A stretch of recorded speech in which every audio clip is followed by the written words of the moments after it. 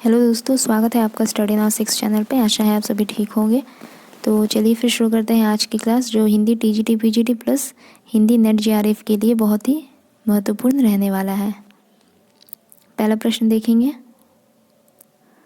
हालावाद के प्रवर्तक कौन है? हालावाद के प्रवर्तक कौन है? तो डॉक्टर बच्चन सिंह। हालावाद के प्रवर्तक रहे डॉक्टर बच्चन सिंह। कुछ पॉइंट्स हैं, देखिए यहाँ पे लिख भी दिया है मैंने।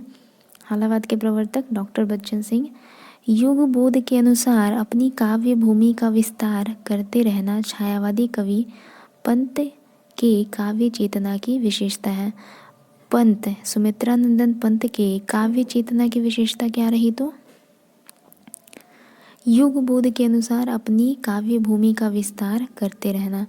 युग बोध के अनुसार अपनी काव्य भूमि का विस्तार करते रहना सुमित्रानंदन पंत जी की काव्य चेतना की विशेषता है। फिर से एक बार सुन लीजिए। युग बोध के अनुसार अपनी काव्य भूमि का विस्तार करते रहना सुमित्रानंदन पंत जी की काव्य चेतना की विशेषता है। ठीक है।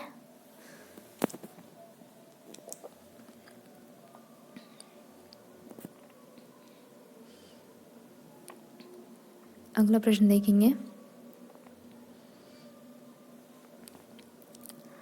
सब आँखों के आंसू उजले सबके सपनों में सत्य पला। पंक्ति किसकी है? सब आँखों के आंसू उजले सबके सपनों में सत्य पला, यह पंक्ति किसकी है? तो महादेवी वर्मा जी की है। सब आँखों के आंसू उजले सबके सपनों में सत्य पला प्रस्तुत पंक्ति महादेवी वर्मा द्वारा रचित है। इसके अलावा जाग बेसुध जाग जाग तुझको दूर जाना, ये शीर्षक कविताएं भी महादेवी वर्मा की है। जाग बेसुध जाग जाग तुझको दूर जाना, ये कविताएं महादेवी वर्मा जी की है। इसके अलावा प्रथम रश्मि, ज्योति भारत, ये सभी कविताएं जो रही है सुमित्रानंदन पंत जी की रही। छायावाद को मूलतः शक्ति काव्य राम स्वरूप चतुर्वेदी ने कहा। छायावाद को मूलतः शक्ति काव्य किसने कहा? छायावाद को शक्ति काव्य किसने कहा? तो राम स्वरूप चतुर्वेदी ने कहा, याद रखिएगा। अगला प्रश्न है, मुक्त छंद की पहली रचना। मुक्त छंद की पहली रचना कौन सी है? तो जूही की कली। निराला द्वारा रचित जूही की कली मुक्त छंद की पहली रचना रही, जूही की कली। निराला के प्रिय कवि कौन रहे? तो तुलसीदास। निराला के प्रिय कवि तुलसीदास। निराला कृत, निराला द्वारा रचित सरोज स्मृति, जो कि एक शोक गीत है। निराला द्वारा रचित सरोज स्मृति की रचना कब हुई? 1935 में। निराला द्वारा रचित सरोज स्मृति की रचना 1935। राम की शक्ति पूजा की रचना हुई 1936 ईस्वी में। इसके अलावा समरस थे जड़ या चेतन सुंदर साकार बना था, चेतनता एक विलसती आनंद अखंड घना था, ये पंक्तियाँ जयशंकर प्रसाद की है, इम्पॉर्टेंट है। ठीक है। समरस थे जड़ या चेतन सुंदर साकार बना था, चेतनता एक विलसती आनंद अखंड घना था, प्रस्तुत पंक्तियाँ जयशंकर प्रसाद द्वारा रचित हैं। आगे देखेंगे। किस छायावादी कवि को आचार्य शुक्ल ने सर्वाधिक महत्व दिया? तो सुमित्रानंदन पंत जी को। सुमित्रानंदन पंत जी नामक छायावादी कवि को आचार्य रामचंद्र शुक्ल ने सबसे अधिक महत्व दिया। छायावाद चतुष्टय कौन है? प्रसाद, निराला, पंत, महादेवी। जयशंकर प्रसाद, सूर्यकांत त्रिपाठी, निराला, सुमित्रानंदन पंत और महादेवी वर्मा, ये सभी छायावाद चतुष्टय के रूप में जाने जाते हैं। हिंदी की पहली छायावादी कविता कौन सी मानी जाती है? तो जयशंकर प्रसाद द्वारा रचित प्रथम प्रभात। हिंदी की पहली छायावादी कविता जयशंकर प्रसाद द्वारा रचित प्रथम प्रभात को माना जाता है। महादेवी वर्मा के प्रथम काव्य संकलन निहार की भूमिका किसने लिखी? महादेवी वर्मा के प्रथम काव्य संकलन निहार की भूमिका किसने लिखी? तो अयोध्या सिंह उपाध्याय हरिऔध ने। महादेवी वर्मा के प्रथम काव्य संकलन निहार की भूमिका किसने लिखी? तो अयोध्या सिंह उपाध्याय हरिऔध ने। जो गहन भाव सीधी भाषा सीधे छंद में चाहता है वह धोखेबाज है, यह कथन किसका है? जो गहन भाव सीधी भाषा सीधे छंद में चाहता है वह धोखेबाज है, यह कथन सूर्यकांत त्रिपाठी निराला जी का है। जो गहन भाव, सीधी भाषा, सीधे छंद में कहता है प्रस्तुत कथन सूर्यकांत त्रिपाठी निराला जी की है। ठीक है। रविंद्रनाथ के महाप्रस्थान पर लिखी गई यह पंक्ति अर्चना सी आरती सी यह विदा वेला, यह पंक्ति किसकी है? महादेवी वर्मा की। महादेवी वर्मा द्वारा रचित वह पंक्ति कौन सी है जो रविंद्रनाथ के महाप्रस्थान पर लिखी गई? कौन सी है? तो अर्चना सी आरती सी यह विदा वेला, ये वाली पंक्ति है महादेवी वर्मा द्वारा रचित, जो रविंद्रनाथ के महाप्रस्थान के समय लिखी गई थी। छायावाद पर व्यंग के निमित्त छायापथ नामक व्यंग रचना के रचयिता कौन है? तो ज्वालाराम नागर विलक्षण।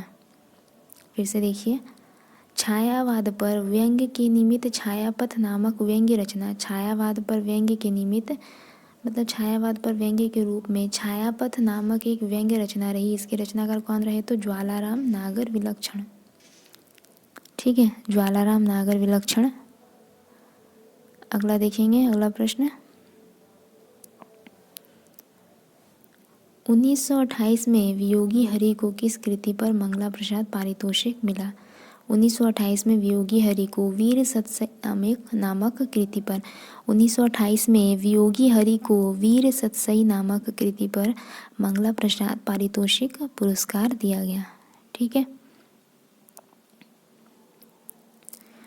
आगे है सूर्यकांत त्रिपाठी निराला को निराला उपनाम किस पत्रिका से मिला? सूर्यकांत त्रिपाठी निराला को निराला उपनाम मतवाला नामक पत्रिका से दिया गया।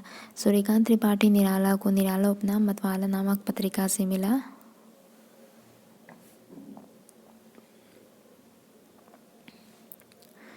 कामायनी का चिंता सर्ग सर्वप्रथम 1928 में सुधा के अक्टूबर अंक में प्रकाशित हुआ था। कामायनी का चिंता सर्ग। इसके अलावा पंत प्रसाद और मैथिली शरण गुप्त, इसके लेखक कौन है? तो रामधारी सिंह दिनकर। पंत प्रसाद और मैथिली शरण गुप्त, इसके लेखक, ये एक पुस्तक है पंत प्रसाद और मैथिली शरण गुप्त नाम से। इसके लेखक कौन है? तो रामधारी सिंह दिनकर। ठीक है।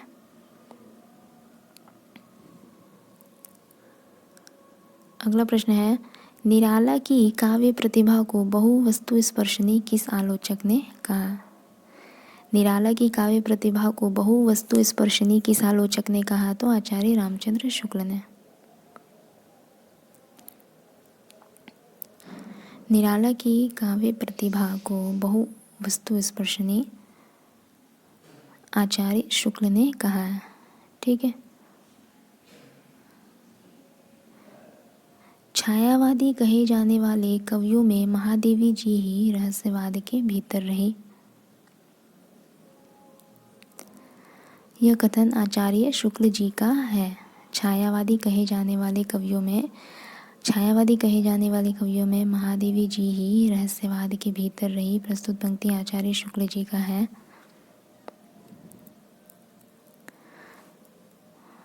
अंग्रेजी के रोमांटिसिज्म के लिए हिंदी में स्वच्छंदतावाद शब्द आचार्य शुक्ल ने ही लाया। इम्पॉर्टेंट है, अंग्रेजी के रोमांटिसिज्म के लिए हिंदी में स्वच्छंदतावाद शब्द किसने लाया? तो आचार्य शुक्ल ने लाया। छायावादी कहे जाने वाले कवियों में महादेवी जी ही रहस्यवाद के भीतर रही। यह कथन आचार्य शुक्ल जी का है। अगला प्रश्न है किस कवि के छंदों को आलोचकों द्वारा रबर छंद, केचुआ छंद कहकर उपहास किया गया? किस कवि के छंदों को आलोचकों द्वारा रबर छंद, केचुआ छंद कहकर उपहास किया गया? तो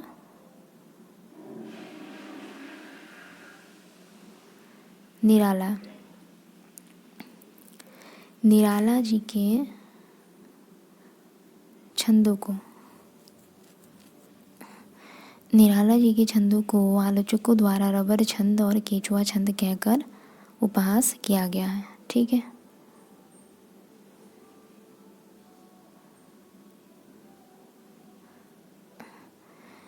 निराला जी द्वारा रचित तुलसीदास को आचार्य शुक्ल ने अंतर्मुख प्रबंध काव्य माना है। निराला जी द्वारा रचित तुलसीदास को आचार्य शुक्ल ने अंतर्मुख प्रबंध काव्य माना है। छायावादी कवियों में महाप्राण कहलाते हैं, छायावादी कवियों में महाप्राण कहलाते हैं निराला। छायावादी कवियों में महाप्राण किसे कहा जाता है? तो सूर्यकांत त्रिपाठी निराला को। छायावाद की वृहद त्रयी में प्रसाद, पंत और निराला, ये 3 कवि आते हैं। छायावाद की वृहद त्रयी में कौन कौन आते हैं? प्रसाद, पंत, निराला। एक बार और सुन लीजिए।